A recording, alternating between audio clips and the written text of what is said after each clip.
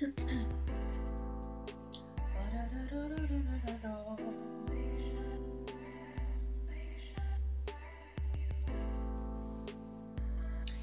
and welcome to episode 30 of the Little Home Podcast. My name's Bex. I'm coming to you from the countryside just outside of Melbourne in Australia. It's wonderful to have you guys here. Thank you so much. Welcome to all the new subscribers. It's lovely to see you here and I'm looking forward to getting to know you guys better. This is episode 30. I can't believe it. It's crazy. Thank you so much for continuing to listen and check in with me and comment in the comments below. It's really lovely to connect in with you guys, so thank you.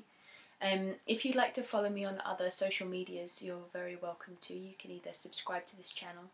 You can also find me on Instagram. I'm Bex_in real life. I'll put everything down here so you can read it as well. And that's my creative Instagram account, and then I also have thelittlehome.oz, which is documenting our tiny house build, which is all super exciting. I'll actually put a little bit of footage at the beginning of this just so you can see our tiny house first move. It's looking so beautiful, so I know a lot of you have commented that you want to see more about the tiny house, so I'll put a little bit of footage in there. So we just moved it for the first time, just from the paddock to close to the garage for the winter, so we don't get rained on so much. But yeah, it was really exciting to see it mobile because it's big, so it was pretty amazing to see how well it drove, which is amazing. You can also find me on Ravelry as Rebecca SJS. Any of the projects that I talk about here, I have project pages for them all as well, except for the sewing based ones. I've got a few sewing finished objects to show you guys. So yeah, giveaway. Let's talk about the giveaway. So it was about 2 weeks ago now, I started hosting my first ever giveaway, and it's for an ebook by Pam Allen. It's an amazing, quite a substantial ebook. I think there's maybe 11 patterns in there. But don't hold me to that, I think it's 11. It's called Pam Allen's Plain and Simple.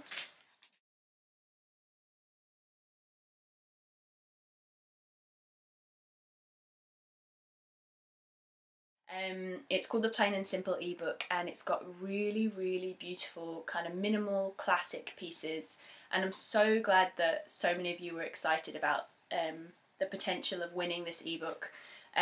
It's amazing. I'm going to have to buy myself one as well, as well as give one away. So yeah, I got 32 entries, which is really amazing for my first giveaway, so thank you. And I did a random number generator thingy on Google, and it was number 7, which is Girl So Sheepy, Tammy. So Tammy, congratulations, you've won yourself a copy of Pam Allen's Plain and Simple ebook. If you would like to get in touch with me on Ravelry, just send me a direct message. I'll organise getting that ebook sent to you via Ravelry, so you can have that in your library. So congratulations, Tammy, and yeah, I'll also try and find you and get in contact with you as well. So well done, congratulations, Tammy. So yeah, I've got so much to share with you guys. I've got quite a few finished objects. One of them I don't have with me, but I've got some photos that I can put in. It was a gift knit. I keep on staring at my fringe while I'm because I can see myself in my computer screen. So I cut my fringe. If you follow me on Instagram, you would have seen that it was something I was considering doing for months and months. But I actually really like it. It's completely wonky, but I do like it. It's a bit of a change. So I'm still in that phase of staring at myself in every mirror. You know that one when you have a new haircut and fussing with it. But yeah.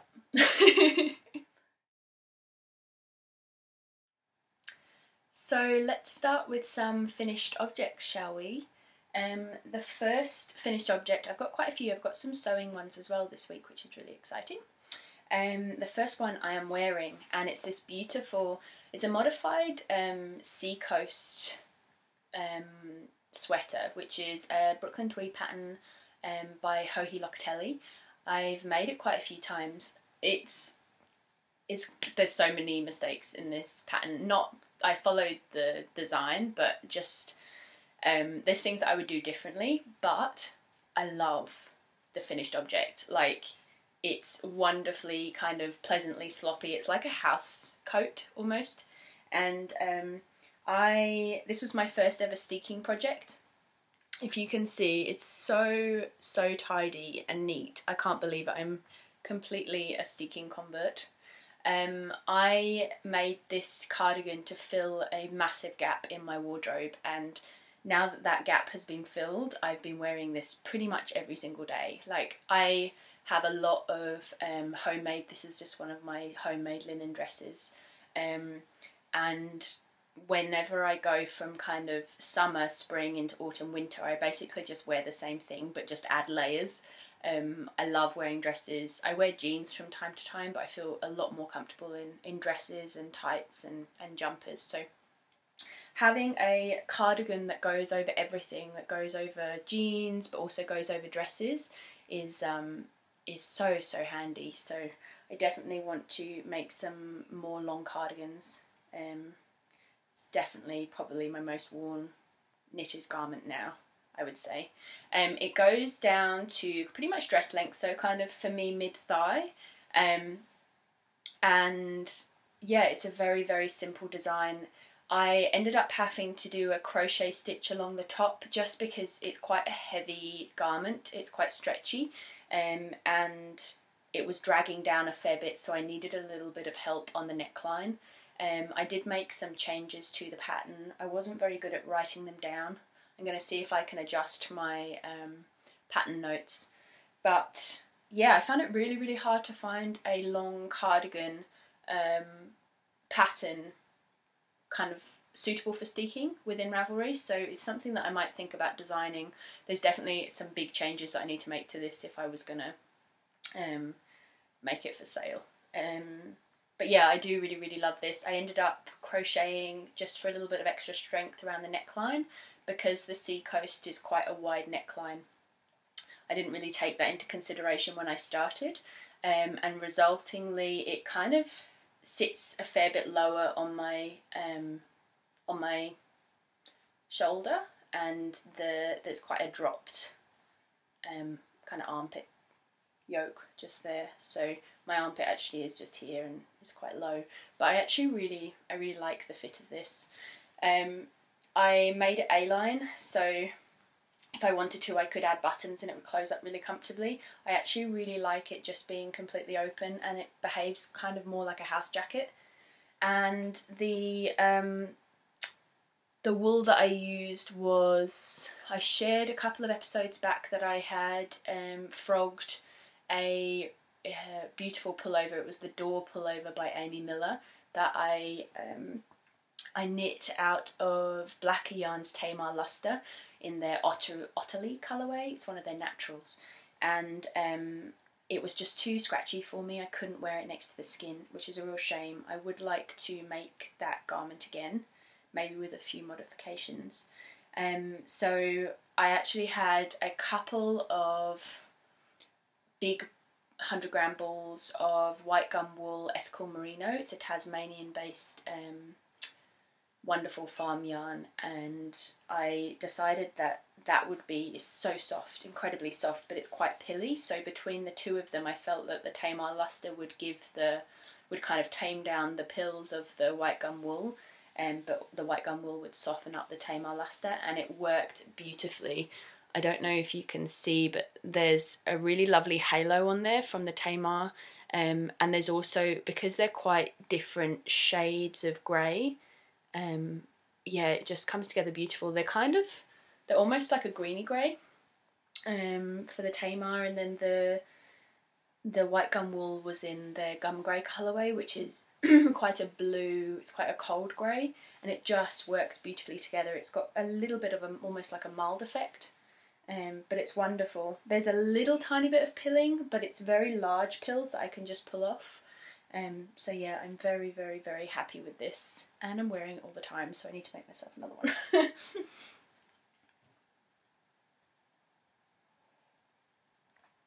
So the next finished object, I've only got one more one more knitted finished object this week, and I don't have it with me. It's called what's it called? The Colourwork Yoke Baby Pullover. It's a pattern by Susan Mills. It's a free Ravelry pattern. I don't know if I would fully recommend it. It's got a bit of a funny shape to it. The yoke has quite a kind of triangular shape to it.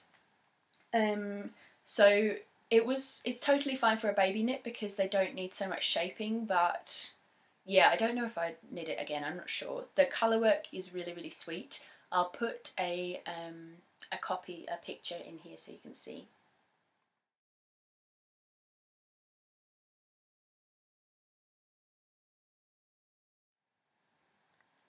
So the design is really, really sweet. I used some of my avocado and walnut dyed merino that I had lying around. It's a superwash merino base from Bendigo Woolen Mills, so it's a local company. I am trying very hard not to purchase superwash anymore. It's something that ethically I don't feel comfortable with from an environmental standpoint. But yeah, I had some of this left over and it took the dye up really nicely. It's got quite a lot of variegation in the skeins, and the walnut we just have lying around everywhere. There's a really large walnut tree on the property that we're staying at, and yeah, I just shoved a few of them into the dye bath and it really dulled down the coral of the avocado pits, which I really liked. So I used a couple of skeins of this put together to make like a ten-ply. It's a pretty chunky ten-ply, kind of more of an Aran than a worsted. And I used that for the main colour, and then for the contrasting colour on the yoke, I had some leftover. It's been in so many projects now. I had some leftover. It's the Ash colourway by Molly of a Homespun House, and it's her yak base. She gifted me a skein of it a couple of years ago now, I think, and I've been using it in so many different projects. It's actually in one of my other projects that I'm about to show you, and I think it just works out really, really beautiful because of the walnut, where the walnut was resting against the yarn. There's some really beautiful kind of grey patches, and it really brings out the ash really brings out those patches in the avocado dyed yarn. So I'm really happy with that. That was for my little niece and it fits her well. I did the 12 to 18 month size, and my niece is kind of on the bigger scale, but yeah, I would say that the pattern did come out a little bit smaller than I was expecting. It fits her well now. It'll probably get her through autumn and into winter, but yeah, it probably won't kind of fit her for much longer than that. So, and she's 9 months, I think, so it might be worth scaling up for the pattern. I think that's all my knitted finished objects. Now I'm going to share with you some of my sewing finished objects. I have been on a little bit of a sewing kick recently. I've been taking part in Me Made May, and whenever I do any of these Instagram based kind of challenges, I always get really, really inspired by all of the other people with their handmade wardrobes. So I've been getting a little bit inspired with my sewing, and I've actually got 3 finished objects that I'm going to show you guys. The first one that I finished is this linen skirt here.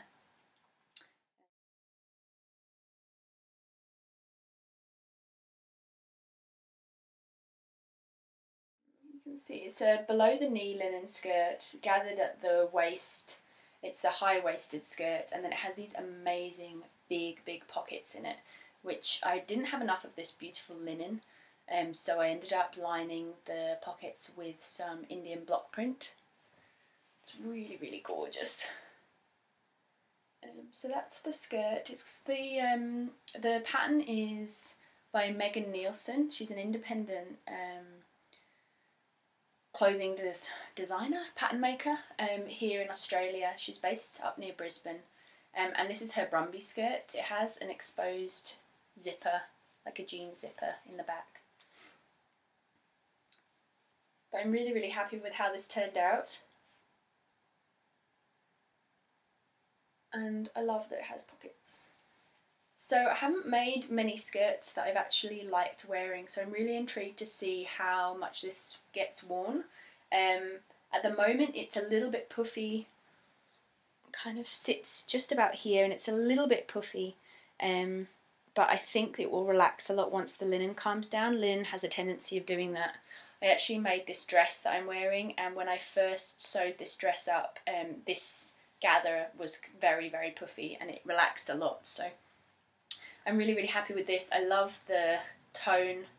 It's kind of this beautiful minky brown coloured linen that I picked up from the fabric store, which is a really beautiful independent fabric store here in Melbourne. And then with the contrast of like the kind of soft sagey coloured block print here. So I'm really happy with how this turned out. I actually want to try making a shorter version of this with some denim, so I'm going to give that a go. There's 3 different versions that you can make with this. I ended up managing to get this out of, I think it was 1.5 meters worth of the linen by using a different pocket lining. So that's really, really good to know. But yeah, I'm really happy with how this skirt turned out, and we'll see how much wear it gets. The next piece that I've sewn up is another one of these dresses. So this is just a self-drafted linen dress. It's really simple. It just has princess seams down the bust and then a gather, and I've got 4 of these now, and I wear them all the time. So I have made a kind of, I guess it's like a pumpkin-y orange colour. It's being blown out a fair bit at the moment. I don't know if I can make it better. It's very much like a kind of soft browny orange colour, and it's showing up a lot redder on the screen at the moment. So it's just kind of like a mid-thigh length dress with gathers at the waist, princess seams, and then it's just finished off with bias binding around the neckline all the way around and the armholes. Really, really simple. It took me maybe about 1.5 hours to sew up, and then hemmed at the base. There's no lining. I always wear these with tights and kind of layers, but it's such a good wardrobe staple for me. So version number 1 and then another version, and I think this will just go beautifully under this cardigan as well. So that was a quick sew to add to the homemade wardrobe. And the final thing is a new pattern that I've never tried before. It's a pattern by I think the pattern maker's name is Made by Ray. It's her Gemma tank. I've had this pattern for a little while, and if you remember a few podcasts back, I had a go at dyeing some pure silk with avocado pits, and this is the result. It came out this really beautiful kind of peachy creamy colour, and I've made a little silk tank out of it. It's relatively long, it goes below my hip, perfect for scrunching into jeans and high-waisted skirts and things like that. But I'm really happy with this pattern. It's lovely. It has bust darts just here, so it fits really nicely. I was a little bit lazy. This was late night sewing last night, so I didn't make any silk bias binding. So I just used some really simple soft cream bias, which kind of gives it a nice amount of structure actually around the neckline and the armholes. So yeah, I love how crumply this silk is. I would never iron it. I think the texture of the silk's really beautiful. But it's again a really nice layering piece. It's very sheer, so you can see everything really through it. So yeah, beautiful. I love it. And it has a really nice kind of rounded hem as well. So those are my 3 sewn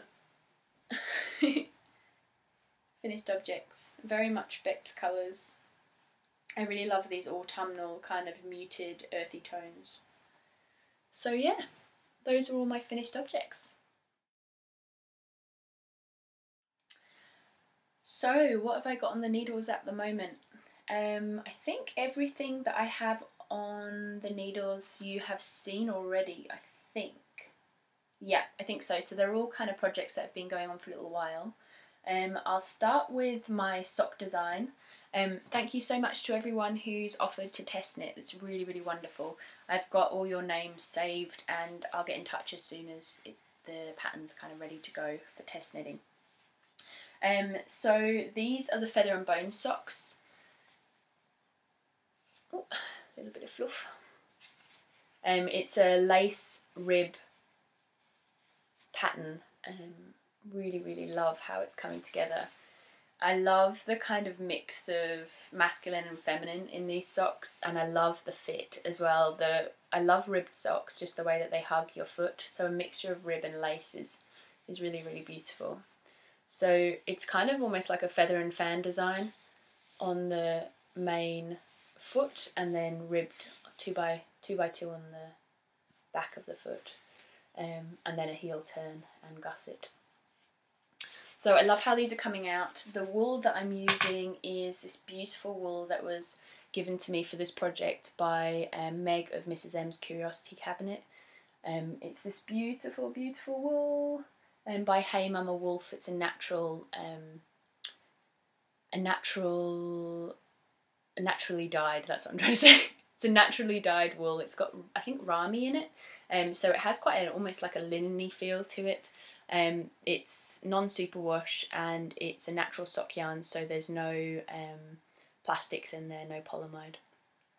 So I'm very excited to test this out, see how they wear, and yeah, to be collaborating with Meg for this project. She has been getting in touch with some designers and gifting them some beautiful natural sock wools to create designs from. So thank you so much, Meg. I'm really enjoying this project. So this is the completed sock, and I've just recently cast on, I've just finished the ribbing, and I'm about to start the lace on the second sock. I put it down for a little while and was giving my hands a little bit of a rest and working on some bigger projects, finishing off this, but I'm really happy to be carrying on with this project. I'm using 2.25 Shawl fixed lace circulars, which are my favourite sock needles. They're so flexible and wonderful, and the wire, like, is just amazing. It doesn't kind of kink back on yourself like some of the hires do, so I really love these Shawl. I think I'm gonna have to get myself a set. I'm in love. So yeah, those are the feather and bone socks. I'm really excited to finish off this. The pattern's pretty much ready to go. I'm just kind of working through the second sock from my pattern to double check everything's in good order. And yeah, I'll get in touch with everyone who's offered to test knit as soon as that's ready to go, so thank you. The second thing that I've been working on is my Silver Forest sweater. It's a colourwork yoke sweater in a 4-ply. By Jen Steinglass. It's just living in my beautiful handmade linen project bag. And I've been making good progress on this actually. I kind of put it down and lost interest as I was finishing this off. I think I was just mesmerised by this and wanted it in my wardrobe. But now that this is off the needles, I've been going kind of full steam ahead with this again. I've realised that I need to add another couple of inches because at the moment it's really, really cropped. And I want it to be more wearable with jeans as well. So I'm finding that in between cropped zone. And I'm just working down the sleeve at the moment. I'm using my higher interchangeable set. These are a 3.25mm, and it's just the regular hires, so it's not the sharp ones. And yeah, I love how this is coming together.